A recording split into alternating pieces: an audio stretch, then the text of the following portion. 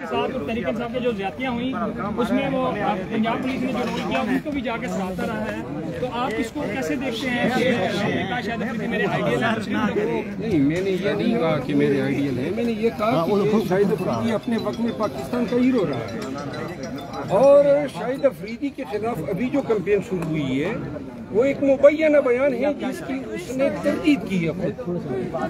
میں نے اس بیان کی یہ ٹویٹ جاری کرنے سے پہلے اس کا نمبر لے کے اس کو فون کیا، زندگی میں کبھی اس سے ملا نہیں ہوں، لیکن میں نے ان سے پوچھا کہ یہ بیان جو آپ کو ایٹریبیوٹ کیا جا رہا ہے یہ آپ کا بیان ہے، تو اس نے حلف نہیں کہا اور عمران خان کے لیے عمران بھائی کا لفظ استعمال کرتا ہے، تو لہٰذا ایک شخص جب خود ہی اس بیان کی تردید کرے تو پھر ہمارے لیے یہ مناسب تو نہیں ہے کہ اس کی ٹرالنگ کرے۔ تو میں نے پھر اسی لیے اپنے ورکرز کے لیے PTI کے لیے یہ ایک پیغام تھا، اور یہ پیغام اس طرح جو محمد خان صاحب نے بھی دیا ہے، لہٰذا ہماری ریکویسٹ ہے باقی کوئی اگر ہمارے ساتھ آئیڈیلی نہیں ہے تو وہ بے شک اپنے راستہ نہ پھر، لیکن ہمارے ساتھ نہ ہونے پر یا ہمارے خلاف کوئی سیاسی بیان دینے پر ہم اس کی ٹرالنگ کریں۔ خان کے خلاف میں نے کہا تھا کہ اگر کوئی اس کی مرد کے بیانات ہیں تو اس کو آج کے واقعات سے نہ جوڑا جائے۔ سر NRO کی بات ہوئی ہے، وہ کہتے ہیں کہ NRO اداروں کے پاس ہونا چاہیے، وزیر اعظم یا سیاسی پارٹیوں کے پاس NRO نہیں ہونا چاہیے، آپ اس بیان کو کیسے دیکھتے ہیں؟ یہ شاید افریدی صاحب کے بیان ہے۔ NRO کو کسی نے مانگا بھی ہے سر 5 سال پہلے کہتے ہیں میں نہیں دوں گا، 5 سال پورے NRO نہیں دوں گا، تو ابھی وہ کہتے ہیں کہ وزیر اعظم کے پاس نہیں ہونا چاہیے، سیاسی پارٹیوں کے پاس NRO نہیں ہونا چاہیے۔ کبھی پاکستان میں تاریخ میں NRO کا حق وزیر اعظم کے پاس نہیں رہا ہے۔ اچھا یہ بتا دیں سر، پریڈ میں سے جو گزشتہ وزیر اعظم تھے ان کے اندر سے عمران خان کا نام نکال دیا، ان کا بس چلے تو ہمارے وجود کو بھی، پاکستان تحریک انصاف کے وجود کو بھی پاکستان کی سیاست سے اس طرح ہٹا دے جیسے کبھی PTI رہی نہ ہو۔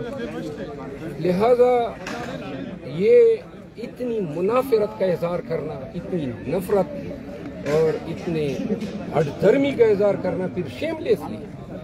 آپ ایک منتخب وزیر اعظم کا نام نکال رہے ہیں، اس پہ صرف افسوس کیا جا سکتا ہے کتنی یہ ایک شخص کی عداوت میں یہ کتنا اپنے آپ کو اور گرائیں گے۔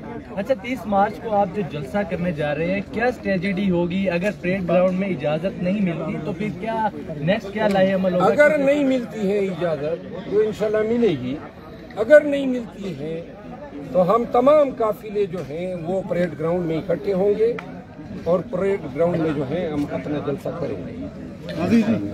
مرمت صاحب ایک غیر سیاسی سوال یہ ہے کہ آج کل بہت زیادہ بحث ہو رہی ہے کہ وہ حق خطیب اور اقرار الحسن کو لے کے بہت زیادہ بحث ہو رہی ہے کہ کل اقرار الحسن حق خطیب کے پاس جا رہے ہیں، منسٹر صاحب نے روک دیا کہ آپ نہیں جا سکتے، تو سر آپ نے یہ کوئی دیکھی ہے خبر، اس کے اوپر کوئی بات کریں گے؟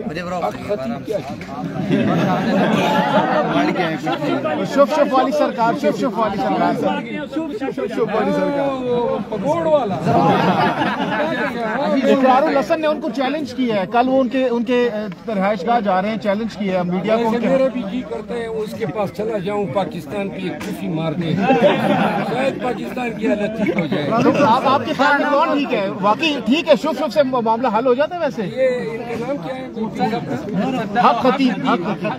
اچھا، میں نے ان کی ویڈیوز دیکھی ہیں لیکن میں کون درست نے دیکھی ہے، وہ اس کی چند کر کے والد والا اٹھ جاتا ہے۔